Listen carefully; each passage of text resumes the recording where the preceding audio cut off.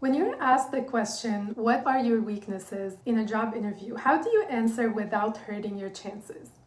In this video, I'm going to break down how to honestly and effectively talk about your weaknesses while framing them in a way that shows your growth and potential. You'll learn what to avoid saying, why it's important to answer this question strategically, and I'll share 5 examples of common weaknesses and how you can turn them into strength. If you don't know me, my name is Reem Jaglet. I'm a former VP of engineering with 15 years of experience in tech leadership. One thing I've done a lot of is interviewing and hiring. I've been on the other side of the table, sitting in post-interview meetings, listening to what stood out, what didn't, why certain people got the job and others didn't. And today I'm sharing my perspective as a hiring manager on how to answer the question, tell us about your weaknesses. Before I get into specific examples, let's talk about why this question matters. When interviewers ask you about your weaknesses, they're really trying to understand your self-awareness, your honesty, your capacity for growth. They really want to learn more about you. No one expects you to be perfect, but they do want to know if you're aware of your areas for improvement and what are you doing about them. Now, I want to address a few mistakes that I've seen come up time and time again when candidates answer this question during an interview. These mistakes can seriously hurt your chances even when you don't realize it. The first mistake I've seen too many times is when candidates say, "I don't have any weaknesses." An answer like this makes us question whether you're self-aware or just dishonest. And again, no one expects you to be perfect. In fact, what we want to see is that you can acknowledge your areas for growth and that you're working on them. So a better way to approach this is pick a weakness that you're actively working on. For example, I've noticed I can be too focused on the details sometimes, so I've been working on stepping back and keeping the bigger picture in mind. This shows maturity and your desire to improve. Another more subtle red flag that's related to this is when I ask someone to rate a specific skill, like a leadership skill or a technical skill, and they say I'm 10 out of 10. Now this might seem like confidence, but more often than not, it comes across as a limited mindset. Because no matter how skilled you are, there's always room to learn more. And when someone says they're 10 out of 10, it tells me that they might not have that growth mindset. And especially in engineering, where technologies and best practices are always evolving and quickly, this is a very concerning belief. So a better approach would be to say something like, I'm really strong in this area, maybe an 8 out of 10, but I'm constantly learning and keeping up with the latest updates. And this shows that you're confident in your abilities, but you're still open to growth and improvement. And that's exactly what we're looking for, that mix of confidence and a growth mindset. Now, this is the flip side of the I don't have any weaknesses mistake. Sometimes candidates get a little too honest and they start listing every weakness under the sun. I've been in interviews where someone says, I'm not great at time management, I struggle with multitasking, I can be indecisive, and they just keep going on and on.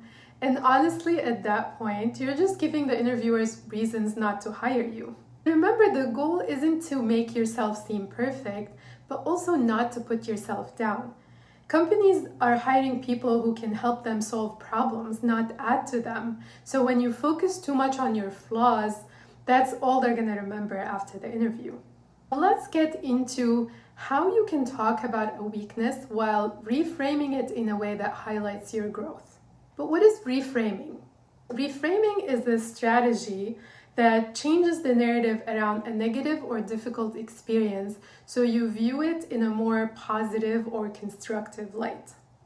The idea is that you would acknowledge one relevant weakness and then show what you're doing to improve it, which will shift the context from it being a weakness to it being a strength.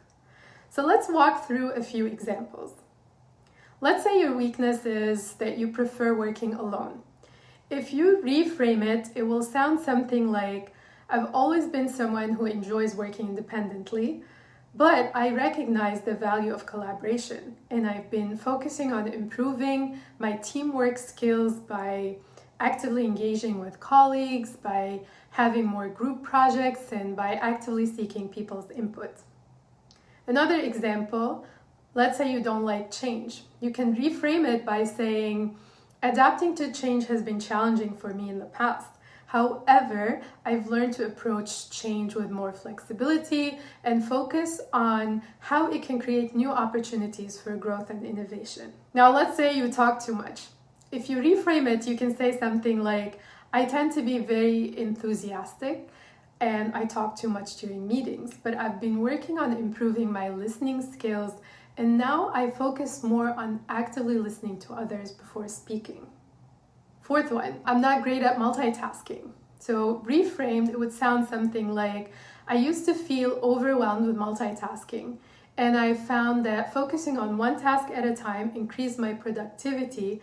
So I've been working on prioritizing tasks better so I would avoid the feeling of being spread too thin.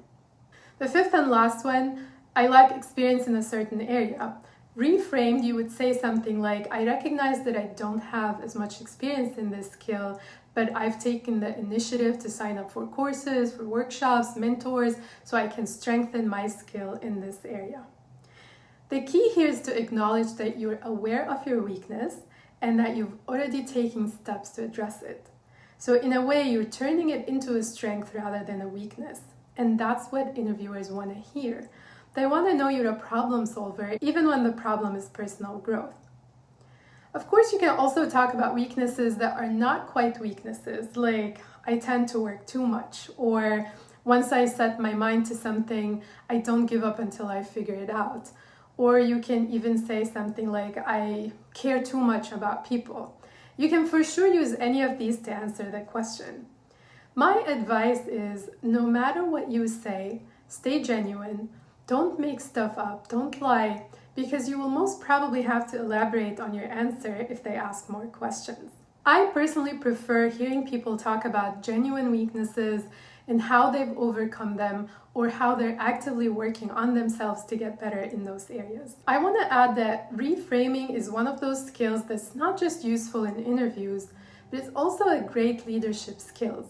So think about it. When things go wrong, let's say a project fails, you need to pivot, or you're hit with budget cuts, you have to be able to look at the situation and find a positive angle to keep everyone moving forward and motivated. So I highly recommend that you learn more about reframing and practice it more in real life. I'd like to tell you about a time when I completely blew a final round interview. Many years ago, I was interviewing for a senior director role at a fintech company, and everything was going so well until they asked me a question that, in hindsight, I should have handled very differently. They asked, have you ever experienced challenges influencing your team? Now, I've had a lot of experience in that area, and I could have shared many stories about how I transformed our processes, how we improved quality assurance, how we built a better, more cohesive team culture. Instead, I shared an example where we were going through some major changes and the team was resistant at first. And one of the strategies I used to overcome that resistance was to ask my boss to step in and reinforce the fact that this was a company-wide initiative, something that leadership fully stood behind. And in my mind, I was just being transparent about the challenges we faced. But here's the mistake. I said something along the lines of, my team didn't listen to me, so I asked my boss to step in and talk to them. And I remember as soon as I said that, I saw the look on the interviewers' faces, two of them, and I just knew that was the moment I lost them. I could almost see the decision being made right then and there that I wasn't the leader they were looking for. What I should have said was this. We were implementing major initiatives, and like with any big change, there was resistance.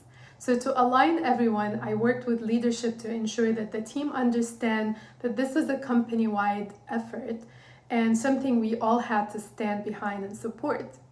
By framing the story, I could have shown that I was resourceful, collaborative, instead of making it sound like I couldn't lead without my boss's help. That interview taught me an important lesson, which is how you frame your stories matters. It's not about hiding the truth, but about presenting challenges in a way that shows your ability to lead and problem solve, even when things get tough. Interviews are about showcasing your strength even when you're talking about your challenges. So my advice at the end is focus on showing your self-awareness, your willingness to improve, and your growth mindset. Don't give generic answers or try to hide behind perfection. It's really about reframing your challenges into positive learning experiences. And by focusing on these areas, you show the interviewer that you're not only aware of your weakness, but you're also proactive in turning them into strength. And it's this combination of honesty, accountability, and growth that makes you stand out as a strong candidate. If you find this video helpful, don't forget to like and subscribe for more career and leadership insights, and good luck with your next interview.